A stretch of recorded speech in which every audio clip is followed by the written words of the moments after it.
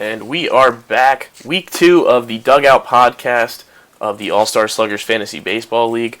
I am your normal host, Kyle Bennett. My normal co-host, Noah Papiano, couldn't join us today, but I do have two guys here with me today, Steven Schneider of the Brigantine Brigade. What's up, guys? And I have a new GM with us, Sam Mercoli, my cousin, owner of the Men of Steel. That's me. Great to be here.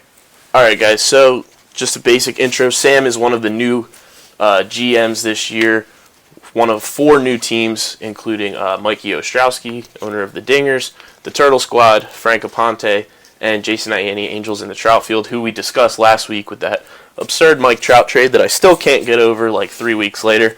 So welcome to the league, Sam. Thanks. We break down some standings as well right now. Taking a look at the Eastern Conference, we have Mikey Ostrowski leading the way and leading the entire league at 5-1.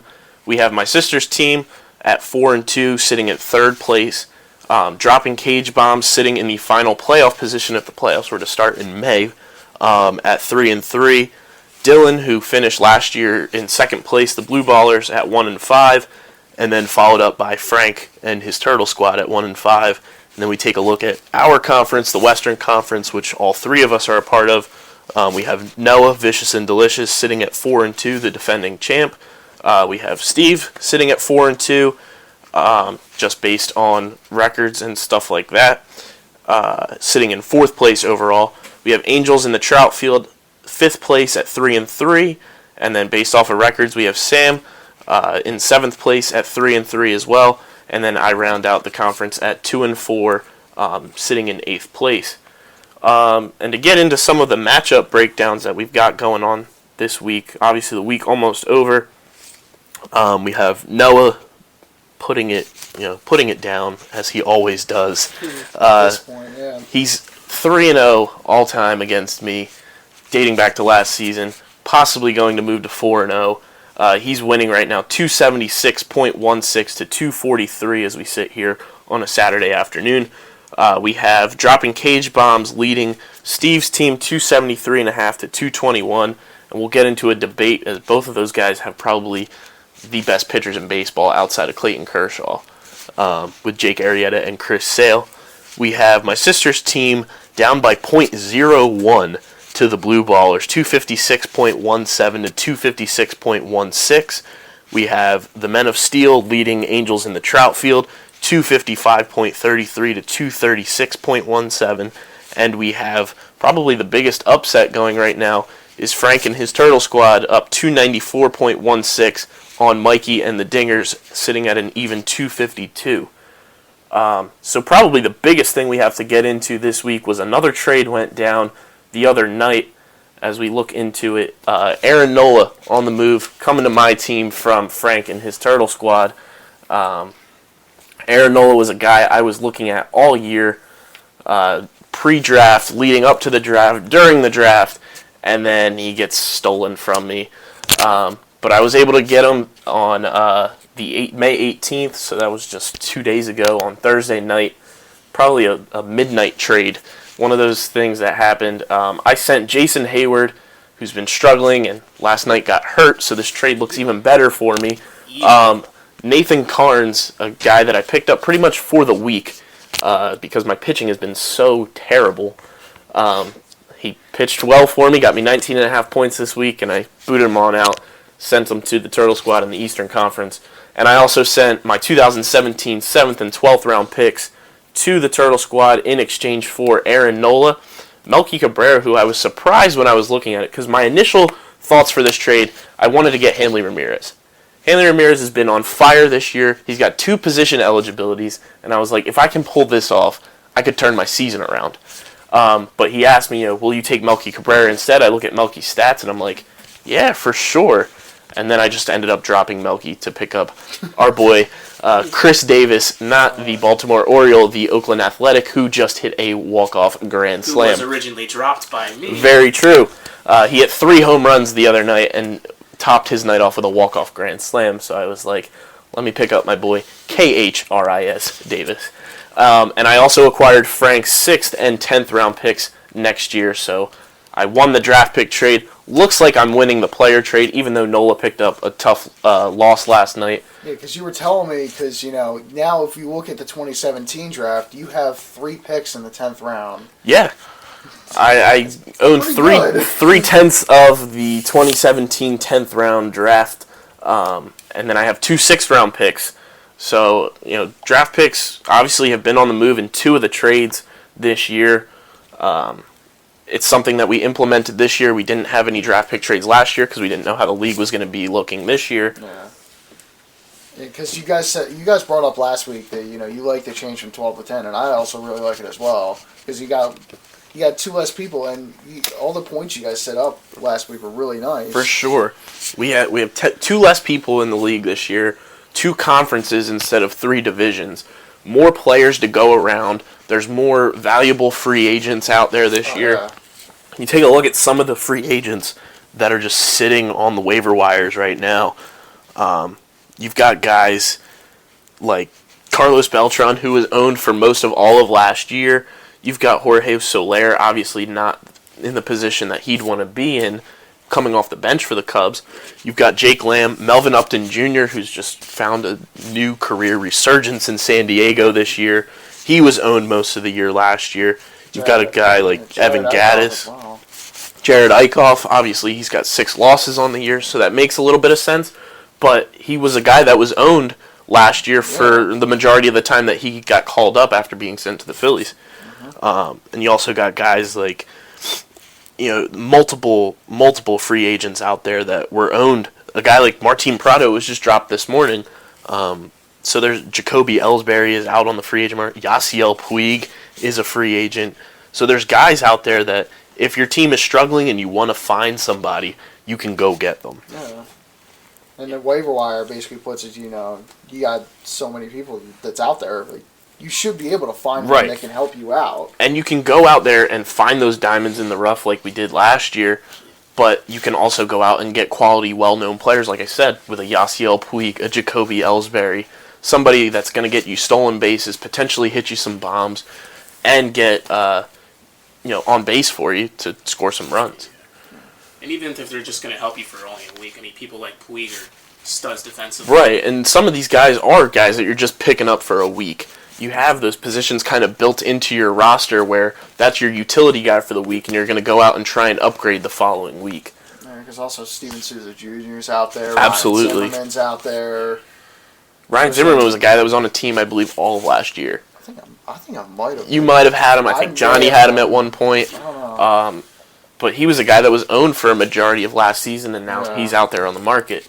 Yeah, because the thing I want to bring up, because me and you were talking about it over this week, was the 22nd round, I think it was. Right. Was the round, we have so much star power that could be put into one round, and they all went super late. Right, if we take a look at that really quick, I think we mentioned it on the podcast last week, too, with Noah. The 22nd round of our draft this year looked like a starting lineup. If we take a look here, 22nd round, the picks were David Wright, Marco Estrada, Dustin Pedroia, Ruben Tejada, obviously before he got hurt, could have been something with his 3 position eligibilities for the Cardinals, Kenta Maeda, Mark Trumbo, Victor Martinez, Johnny Peralta, Josh Harrison, and DJ LeMahieu. Mark Trumbo has been basically a bare light in the offense that has been so pathetic this year for me. For sure. He's got 13 home runs. Like we said last week, the Trum Bombs are back. Dustin Pedroia has found a career resurgence now that he's healthy. Victor Martinez looks like he's playing like 23-year-old Victor Martinez and not close to 40. You've got Johnny Peralta, who's going to be coming off the DL probably around the All-Star break. DJ LeMahieu is a guy who just gets on base for the Colorado Rockies. Josh Harrison has 3 position eligibilities for a Pirates team that has been consistently good the past couple of years.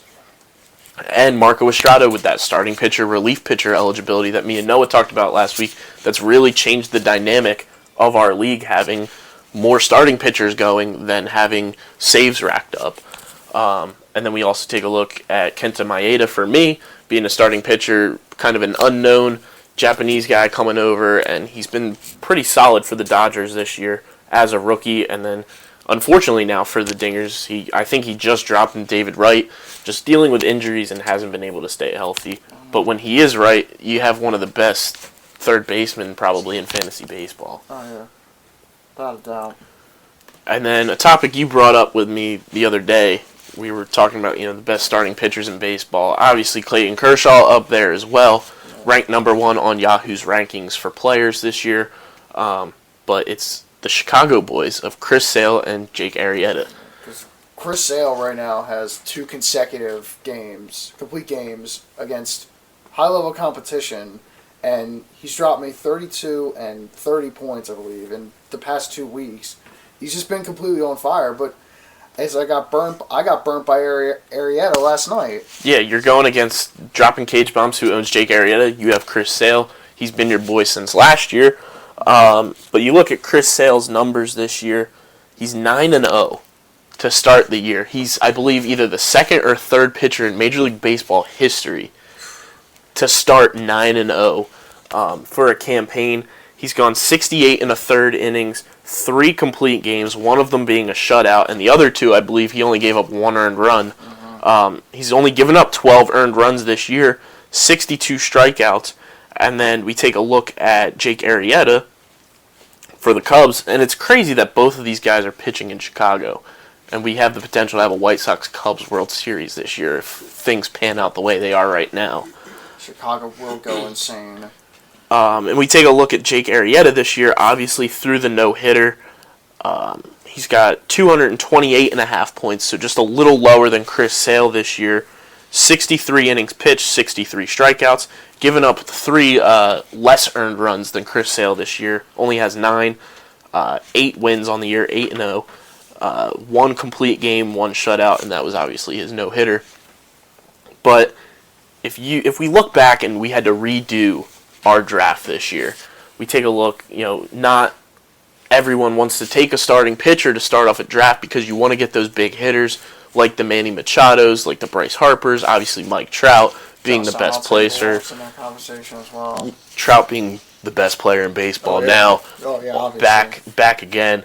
But you take a look, not a lot of guys want to take starting pitching.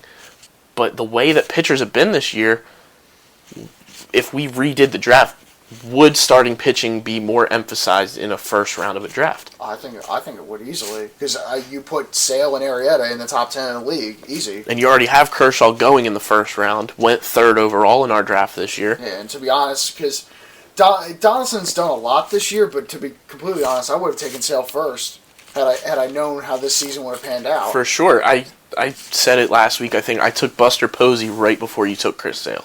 Yeah. And I mean, Buster Posey obviously is the quote-unquote best catcher in the game, and he has that first base eligibility, so there was no way I was going to really turn that down because it's Buster Posey and the rest of the field. Yeah. So there was no way I was really going to turn that down, and you don't know how Chris Sale is going to be you don't know how a pitcher's going to be coming into a new season like they were last year, or if they're going to be in slumps, that kind of thing. So it was one of those things where I was like, do I take a guy that I know is a consistent hitter, obviously struggling right now for me, or do I take a guy that's a definite unknown because you don't know how a pitcher's going to vary from season to season? Yeah, because it's funny, because you look at Sale, last year he went 13-11. He's already got 9 wins on the year, so all he's got to do is just win 5 more. He's already busted through last year, and even though he's not on pace for his strikeouts, because he had 274 last year, which is frankly ridiculous. It's unheard of.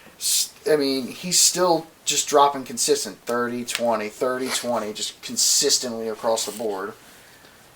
And for a guy like me who's new to fantasy baseball, the way I kind of compare it to is in fantasy football, how, a lot of people, they draft running backs first. Right. And then someone's going to start the quarterback scare of drafting maybe someone like Aaron Rodgers in the first round.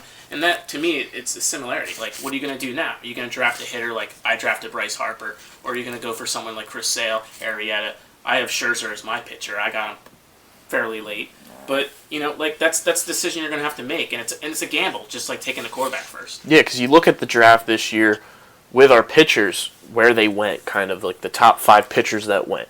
Clayton Kershaw went 3rd overall in the first round, which was kind of a given because Clayton Kershaw has been glorified pretty much as the top pitcher in baseball for the last few years, regular season-wise. And then we take a look. Talk about the playoffs. Yeah, I mean, that's also a product of the Dodgers not giving them consistent hitting too. They always go after these, older veterans that just can't hold up for a whole season. The next pitcher that went off the board was a guy that I traded for last year and had a fantastic year. Now he's kind of struggling with a new team, is David Price. Then Chris Sale went 6th overall in the second round.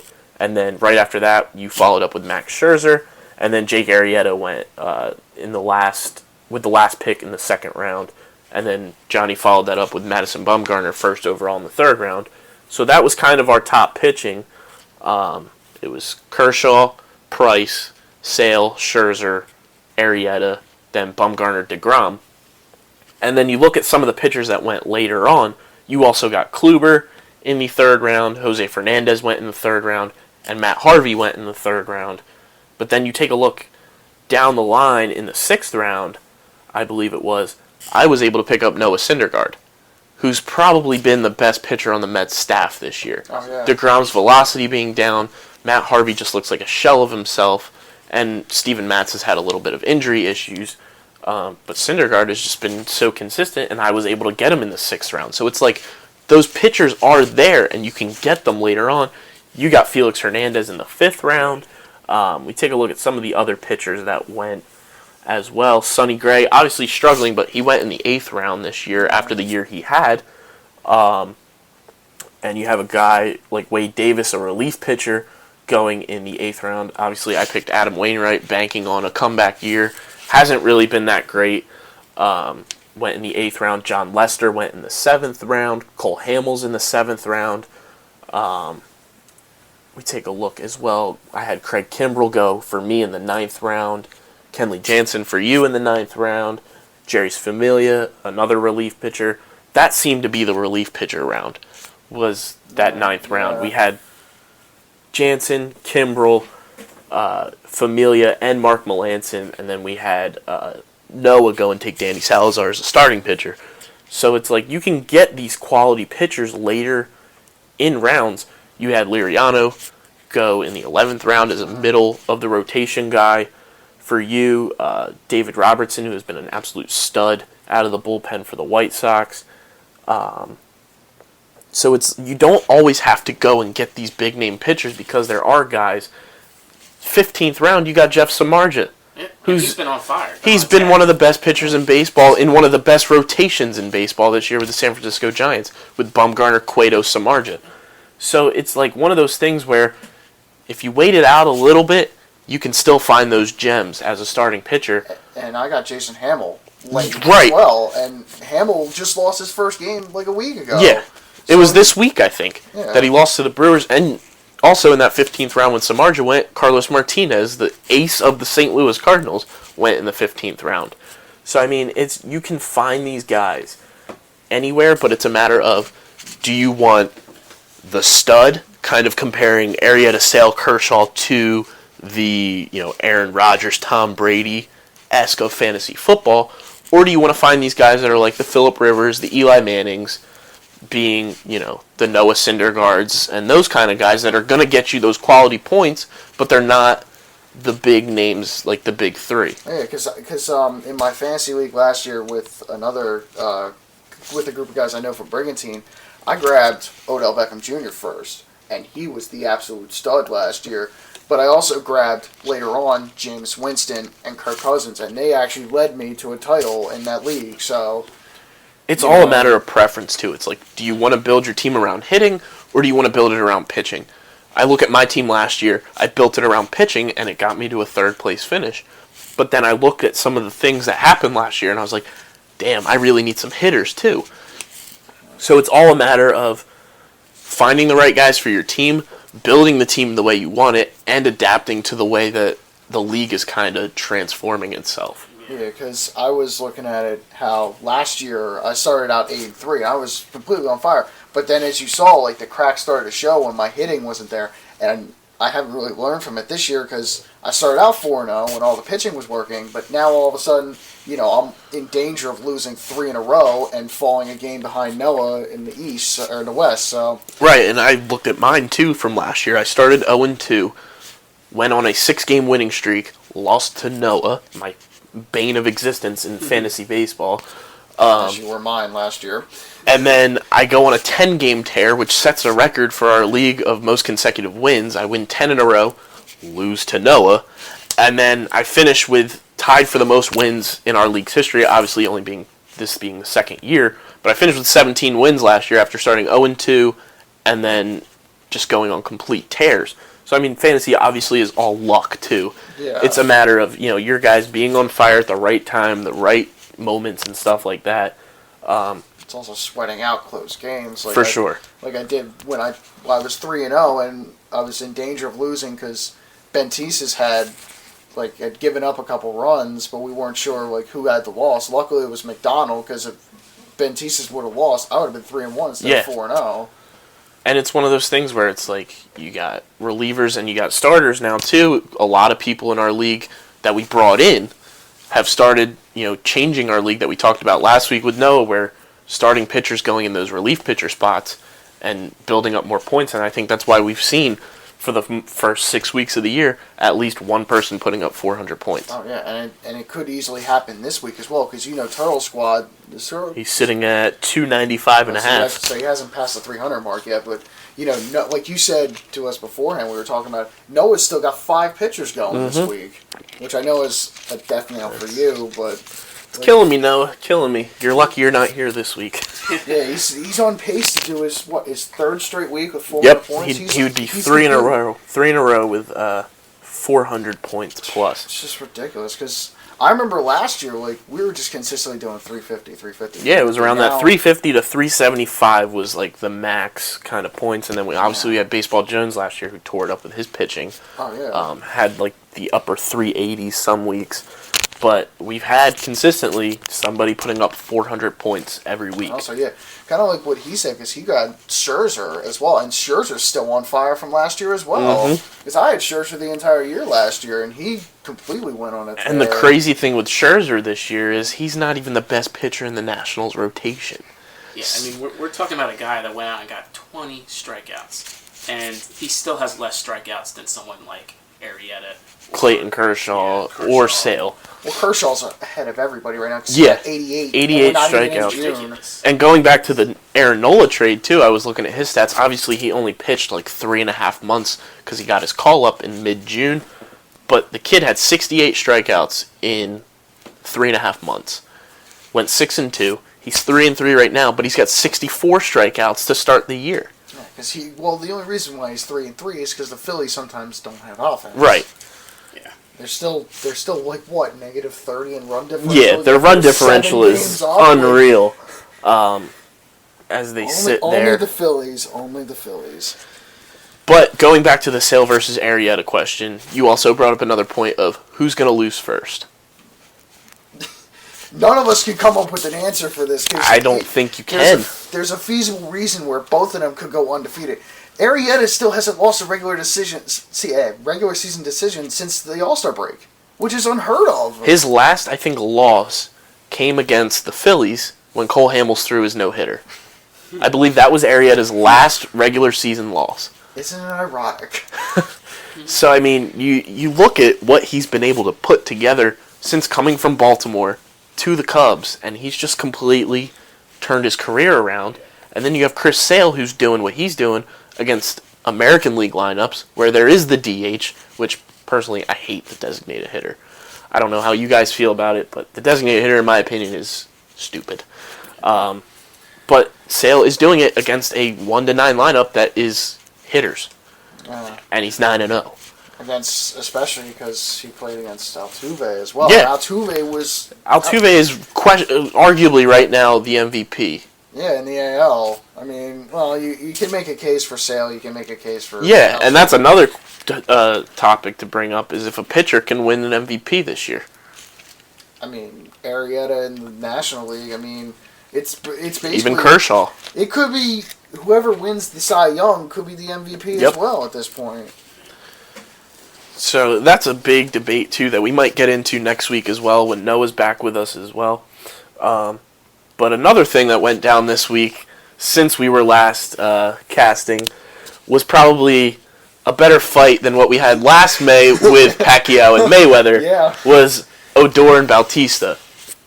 Now, before we dive into the fight, I thought the best part of that was the audio from Ranger Stadium. You have a guy that's from the Dominican Republic in Bautista. You have a guy that's, I believe, from Venezuela with Rognet Odor, fighting in Texas, Bautista playing for a Canadian team, and you have the fans chanting USA in the background. I thought that was pure gold of a soundbite. Oh, yeah. But getting into that, because not only does it affect the two teams that these guys are a part of, it affects fantasy lineups as well, especially ours being a weekly league and not a daily thing where you can just go in and switch guys in and out every day. It forced me to put Josh Donaldson on the bench this week. Yeah, we had a lot of guys questionable in suspensions, fines and that kind of stuff. A lot of the names brought up, obviously the two guys involved, Odor and Bautista. Bautista only ends up with a 1-game suspension. Odor gets an 8-game suspension that he is obviously fighting. I guess he was the instigator, I guess, right? Odor definitely started it with the shove, but Bautista with the hard slide, quote unquote. I thought it was a clean slide. I don't know how you guys felt about it. It's all about the intent. It's the intent, obviously, and you have these new Chase Utley rules from last year. And you also have to remember these two teams are heated because of what happened last year. Which I love. I love seeing two teams from different divisions hating each other. I mean, this is what makes baseball fun. I'm exactly. My inner Bryce Harper and say, making baseball fun again. These fights. And you have guys, Bautista with the bat flip in the playoffs last year, and you have the Rangers they're in two different divisions, but these teams hate each other. And it's awesome to watch because it's must-see TV. You have to tune in now whenever the Rangers play the Blue Jays. And you have to tune in now when you have the Washington Nationals pitching against the New York Mets because of their pitching rotations. It's must-see baseball now, and it's making viewership and fans for baseball that much better when a lot of people found baseball to be dying. But you take a look at Odor, suspended 8 games, affects my team this week. I had to bench him. I had to bench him this week because I wasn't going to risk him playing in 1 game and then not having him for 6. And then you have Jose Bautista. I believe he's on Frank's team. You don't know what's going to happen with him either because obviously, he didn't throw a punch, but he did square up. So you don't know how Major League Baseball is going to... Especially with the change now that Selig's out. You don't know what's going to happen at this point. And then you also have a lot of people, I saw a point too, with Major League Baseball's initiative against domestic violence. How are they going to equate that to on-the-field violence and things like that? Because you got a guy like Jose Reyes who got suspended 51 games for laying his hands on his wife or girlfriend or whatever it was. Aldis Chapman as well. Right, he got 30 games, so you got to look at that as well. That's an off-field incident, obviously, so it's more of a crime, but you have it going on during your game. Do you want to police your game that way, or do you want to have it so it was an in-game incident, that kind of thing? But you have Odor suspended 8 games. He's still appealing that, so who knows when his suspension will be served. I haven't heard anything on that front lately. You also had Bautista get suspended 1 game. Donaldson got lucky and didn't get suspended. He did get a fine. Same thing with Kevin Pillar. And I believe Jesse Chavez, the pitcher that threw the pitch at a Ranger, I believe, after warnings were sent, I believe he got a 3-game suspension. Yeah, it was so questionable. I just decided, I'm going to put Donaldson on the bench just in case if he gets like a 2 or 3 game suspension. But at this point, it's just, hey, it was a fun fight to watch. Yeah, definitely. You just go online and just watch. That was the best right hook I think I've seen since Rocky 3. That hook, he knew what to do. He has done that before. And it was shown when he did it in the minor leagues, when he did the same exact action against a minor league guy. When Odor was the one sliding, he did the same exact shove motion, and then he threw the same right hook. And I'm like, this guy's like a trained fighter. I want to see him get in the ring with Floyd Mayweather and see if Mayweather can take him down. Because I'm sure Mayweather would be running away from him rather than Odor running from Mayweather. But that was definitely a very entertaining, to say the least, event that happened with the Blue Jays and Orioles, or Rangers, sorry, not the Orioles. But moving ahead to Week 8, we obviously only have today and tomorrow left for Week 7. Most of the matchups outside of a couple look like they're going to be determined this week, if not tonight. But we take a look at Week 8 as I play you next week for a second time this season, looking for some redemption from Week 1. Dropping Cage Bombs, Johnny and Mikey face off. Those guys, obviously fantasy rivals from one of the fantasy football leagues, we're in together. The Blue Ballers set to do battle with the Turtle Squad. Both of those guys sit at 1-5 right now. Surprised Dylan's sitting at 1-5 to be honest. Me too. With his pitching staff, if we take a look at Dylan's pitching staff, I am stunned that he's 1-5. And he's got Miguel Cabrera. He's got Cabrera, Arenado, Jason Kipnis, Corey Seager, and Yoenis Cespedes in his lineup. As well as, obviously, Matt Harvey is struggling. He's got Zach Greinke, who everyone thought was going to be a stud, but he's been struggling with a new team. He had Chapman suspended for like a month, I believe, 30 games. Lucky at this point. Carlos Carrasco on the DL for him. That was a guy he had last year too. Michael Pineda has not been good at all. A surprise for him though is Taijuan Walker from Seattle. He's probably been Seattle's ace this season so far. That's ironic to say. The way he pitched last year was horrendous. I could not sit and watch a night game on MLB Network when Taijuan Walker was pitching for the Seattle Mariners last year. It was that bad. But this year, he's had very good starts. He's had a couple bumps in the road, but he's been a much more consistent pitcher this year than he was at all last year. This year, he's got 118.67 points. All of last year, he put up 472.17. So, I mean, he's definitely up and coming and on the rise as a young pitcher for that Seattle Mariners organization behind Felix Hernandez, too. And they're a team that needs something like that. For sure, in such a weak division that they have with the Angels, the Rangers, the Astros, and A's, that division is more up for grabs than the NL East. And with Hernandez, I mean, he's playing okay. And right. For a guy of his caliber, I mean, for me, I drafted him pretty early, and I was expecting him to have, another great season. And, now I'm having doubts. Maybe, do I want to trade him? Do I want to keep him? I mean, it's a question you're going to have to ask yourself. And that's been a lot of pitchers this year, is the consistency of the starting pitcher. Is it going to force a lot of these big-name guys to be moved for multiple players, or are you going to just ride it out with them? As we've seen, one starting pitcher, Aaron Nola, already on the move. So it's a matter of guys thinking, okay, can I get the most out of this player, or am I going to have to make some moves to upgrade my team by giving away somebody that could help me down the line, or isn't going to be something that is going to have to stay consistent.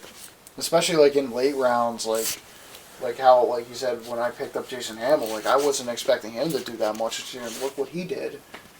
Like it's amazing, like how like some people like want to get all the big guys out of the way, but some of those big guys are struggling. Right. I know with Felix Hernandez, you're sitting there and you're like, that's not Felix Hernandez caliber at all. Yeah. And like I picked up a guy from that same Seattle rotation that I sent for Aaron Nola, Nathan Carnes. He goes 5 innings, gets me almost 20 points.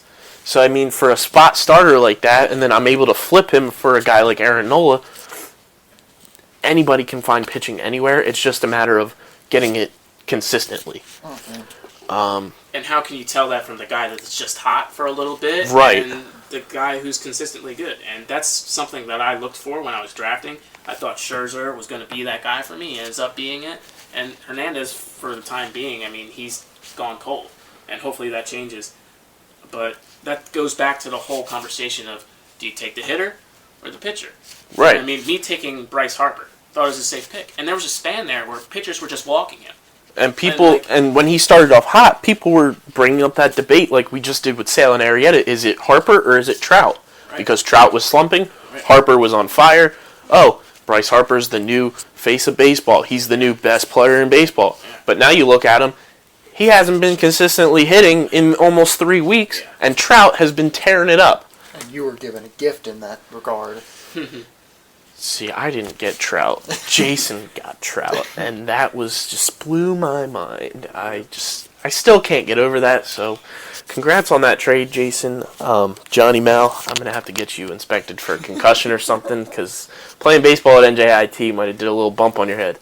Just kidding, buddy. But we take a look at Week 8 matchups for fantasy and for Major League Baseball. Some of the matchups next week, like we had already talked about.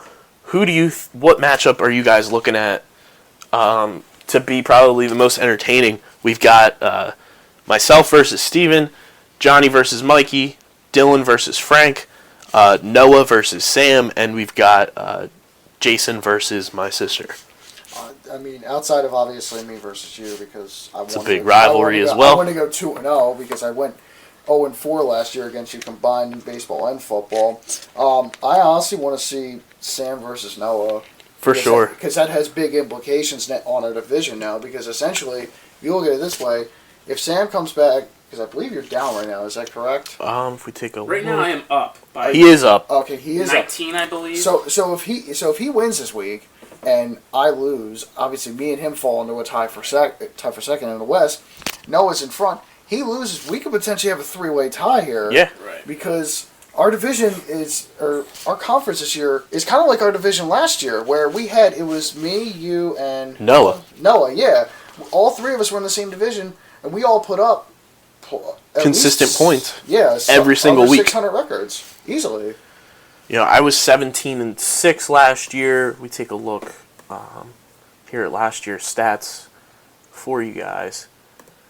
It was a death race pretty much. Oh, yeah. It was like sitting and watching like who was gonna falter first. Because I know like in the midway part of the season, I think it was you were sitting at 9-2 or 8-3, and then I was sitting at 8-3, and Noah was sitting at either 9. Because I know one of us were 9-2. Yeah. At one point, and it's just like you look at that division, yeah. Because last year I was 17-5. You finished 13-9, and Noah was 16-6. Obviously, the killer for me, if you look at it now, I know you guys can't see it on the podcast, but I was 1-5 in my division last year. That doesn't win you any championships, especially when you start out the year 8-3 in the first half. Like, okay, things can go really well. Then all of a sudden, you finish 5-6. Yeah, complete fall. And like, look at the East last year with Dylan. He finished 16-6. The rest of his division was under 500. Yeah, under 500. Yeah, not even close to 500. Just want to beat Kyle with 7-15 last year. And then we had 5-17, and then 6-16. And then we take a look at the Central. My sister made the playoffs under 500. Yeah. But that just was a testament to our division being so competitive, and then Dylan just being the standalone champion in that Eastern Division. But we take a look at that as well. I think a big matchup next week, depending on the outcome of your matchup with Jason, could be my sister and Jason. Jason could potentially be, I believe, 4-3 or 3-4, depending on how his game finishes with Sam. And my sister could be 4-3 or 5-2. She could potentially be 6-2 by the time June comes around. And is her hot streak going to continue? Right. She's 4-2. She scored almost 2,100 points this year. Only had 1,900, a little over 1,900 scored on her. And then if Mikey falls to 5-2 this week, and my sister wins, she'll move back up into first place in that Eastern Conference. Yeah, because didn't she beat Mikey earlier in the season? She, I believe, lost to Mikey. Oh, no, yeah, so and that's what dropped her to 4-2. So that was her first loss. She lost to Mikey, and then they became tied 4-1. Because me and her were the last two undefeated. Which I was surprised undefeated lasted that long. Yeah. Because of how last year ended up looking. Like we said earlier, I got really lucky in my fourth week because I only won by, what was it? I think it was like by 5 or 6 points, I think. Something like that. Yeah, it was 5.33, 301.5 to 296. I got even luckier last week when I pulled that upset on Jason only winning by half a point. I went to bed up a point, and then I wake up, and it said I won by half a point. So you got a half a point somewhere, or something like that, which is tied for the record for smallest margin of victory in our league's history. Because after that, I was sweating bullets. Oh yeah, with that matchup. Because I was texting you I'm literally watching as Bentis tries to, the Yankees were up in the top of the ninth. I'm like, you need to just not just like strike out. Yeah. Don't do anything good. And we take a look at Sam's matchups. This is his first year playing fantasy baseball. I brought him into the league tell you because what, you guys have not been taking it easy on me. I got the most points scored against me right now. I got to a quick 2-0 start, and then Steven over here beats up on me by close to 200 points. he mollywopped you. And then the next game, Jason beats up on me, and now I'm just trying to get in the struggle to get positive. And right now, I mean, these last few games I've lost in the last few days of the week. So I'm trying to stay strong here, and hopefully, if I get by Jason, I could start maybe get another streak going here. But yeah, and as we look at it right now, you're up by almost 20 points on him. Pitchers obviously are going to come into effect as he's got 3 guys going tonight. He's got Lester. His Lester Fernandez combo that he stole from me that I had last year. That's a nightmare combination. That was deadly for me. If we look at what I had last year, just to laugh at how great my pitching staff was compared to this year, I had Johnny Cueto that I pulled a trade for. Obviously, looking back at it, it wasn't that lopsided of a trade because I gave up Noah Syndergaard that I picked up off of waivers to get Cueto. I had Jerry's Familia as one of my relievers. I had Jose Fernandez that I stashed away from the draft. He was on the DL coming off Tommy John surgery. Kind of the strategy I had this year in drafting Yu Darvish where I did. I picked 2 guys coming off of Tommy John that I know are consistently good pitchers to just stash away and kind of have for later on. So that was my deal with Jose Fernandez, and he only gave me 64 and 2/3 innings, but he went 6-1. Nah, that's the killer there. And he also had 79 strikeouts in those 64 and 2/3 innings.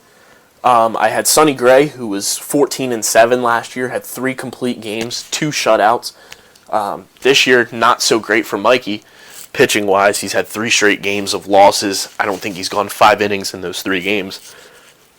You got my boy Corey Kluber from me. Who personally burnt me last year. And we look at Corey Kluber's record last year. He went 222 innings, but he was 9-16. Because the Indians flat out just couldn't give him runs last year. And he pitched 4 complete games, only gave up 86 earned runs the entire year, and went 9-16. I also had John Lester in his first year with the Cubs, went 11-12, 1 complete game. It's pretty much typical John Lester because he's so hit or miss sometimes. Pitching against the Pirates the other day when I had Garrett Cole last week for my matchup with Jason, he had a no-hitter going into, I think, the 6th or 7th inning, and he still gets a loss because the Pirates were able to put some runs on the board on him late in that game. I had Glenn Perkins as one of my relievers as well. A 3-5 win-loss record as a reliever. Not too great. I picked up Hector Rondon from the Cubs. He went 6-4 for me. And then I had David Price, who, shout out to him, tweeted me when I picked him up in fantasy last year. And he was kind of stunned. He was like, oh, God, who'd you give up to get me? And I only gave up Carlos Martinez to get him as a straight-up one-for-one trade, which worked out perfectly in my favor. And speaking of Kluber, he's had an okay year. He's gotten a complete game shutout, but he's 3-5, 27 earned runs, 58 strikeouts, and 59 in the 3rd innings. But he did pretty good against me yesterday, only giving up the hit to Jackie Bradley Jr., who is currently on his best Joe DiMaggio impression. I believe has a 25-game hitting streak. If we look that up really quick, and he was a guy I was monitoring the whole way, trying to possibly pick him up, and then of course Noah steals him from me right before we have to play each other. Always Noah. But if we take a look at his hitting streak, I believe he's on a 25 or 26 game hitting streak so far right now. No, I don't want to wake up with your top stories, Boston Globe. But if we read this full article from the Boston Globe,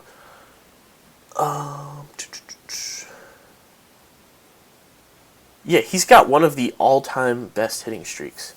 He's tied for the 10th best hitting streak in baseball.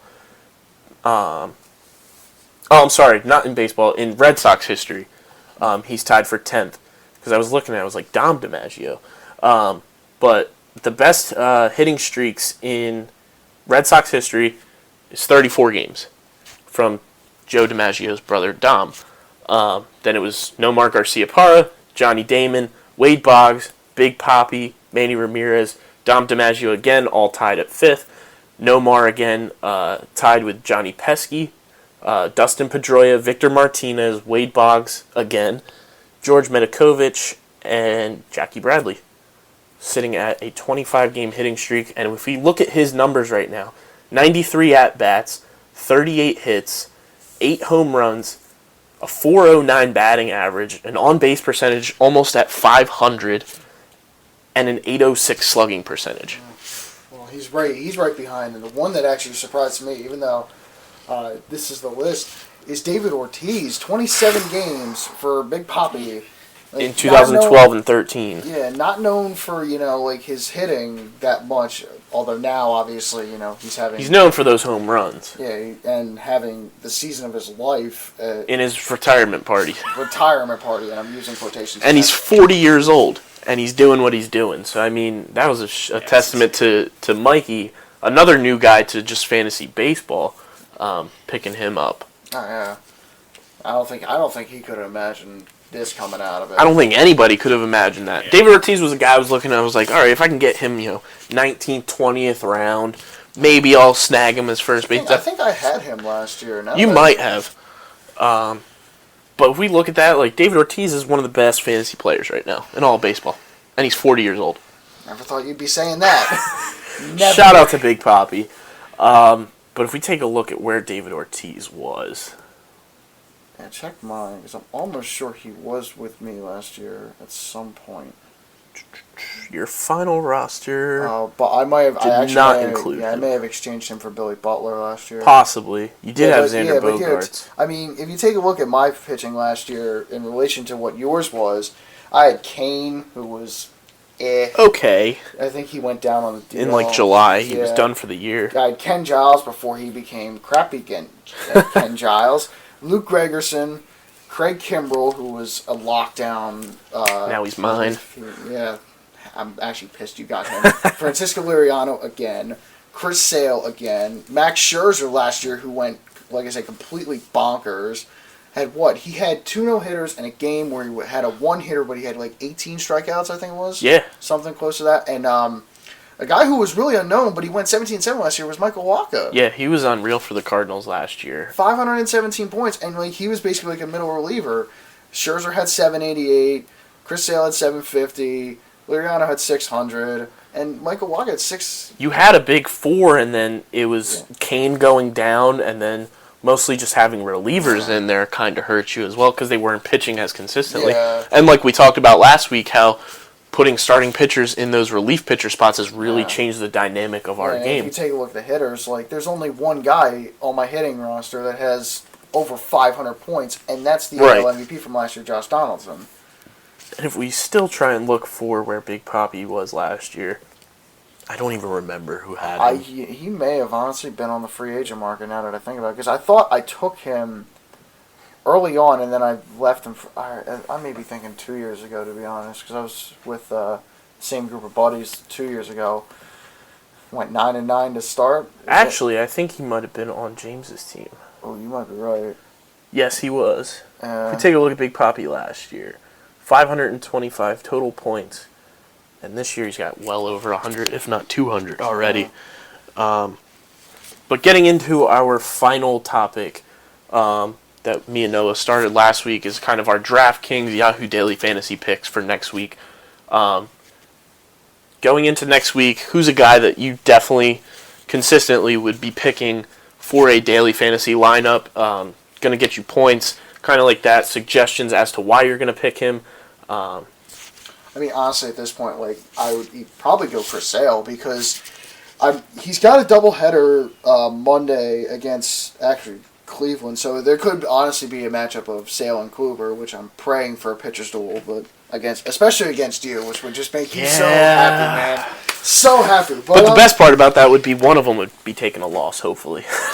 Hey, both could go no decision, so I don't know really what would work there, but yeah. So I have him going because I mean Sale is just a complete boss this year. If we take a look at Yahoo leagues, the amount that Chris Sale costs obviously comes into effect too for building a lineup. But we take a look at MLB But contest. he could easily be your ace, especially this week because if he plays in the doubleheader, Sure. he's got two pitching matchups this week. And with Sale, I think he costs like $60 in a $200 salary cap. I mean, it's a big price to pay. But with the way he's been playing, Right, it's going to get you points. He's got 2 consecutive complete game. He's got at least, I think, But the thing is with him, and I was going to bring this up earlier, but he dropped. When you say he had 12 earned runs, he dropped half of those earned runs in the first 2 starts of the season. Yep. Since then, in the past 7, he's dropped only 6 earned runs. He's been on fire. Who do you got going for a DraftKings lineup? I mean, honestly, I would have to agree with Steven because, I mean, the way pitching has been going this year, there's a few guys that have been top, and I would dump my money into pitching rather than hitting because there's a few guys that I've been looking at on the waiver list in our league who have been on fire. And, like, I mean, you have people like David Ortiz who, you know, he's on his retirement bed right now. So, like, I feel like the hitting is more consistent and good pitching is more rare. So if you have the money to do it, I would definitely go for a guy like Sale. For sure. I mean, it's the whole matchup, Arrieta or Sale. I would definitely go for a pitcher because they're hot right now. And I think any other day you can get a hitter that'll give you points. I mean, I'm looking at guys right now on our waiver list. I mean, we got Orioles second baseman, whatever his name is. I mean, Jonathan Scope. Yeah, he's bound 295. So I mean, there's guys like even in our league. I mean, we don't have a whole lot of guys in our league. All the hitters are mostly taken, but there's guys on the waivers that are still hitting well. Yep. So right now in the league, you go pitcher if you have the money. Yeah, and I'm looking at my lineup that I made today. My pitchers I picked, I kind of went a little budget. I picked up Trevor Bauer, the guy who I have in our league as well. Right now, he's got 2 innings pitched is the only points he's got for me. And I picked up Drew Smiley, a guy from Tampa Bay who's been pretty consistent all year long. Yeah. Right now, he's got 2 innings pitched, 2 strikeouts, and a guy that is very valuable because he can pop off anytime, and he's pretty cheap on Yahoo Leagues. Only $14 today is Albert Pujols. Obviously not hitting for average like he normally does, but this year he's a candidate to go off at any time and hit you a home run. I also was able to adjust my lineup a little bit, picked up the hot-hitting Daniel Murphy,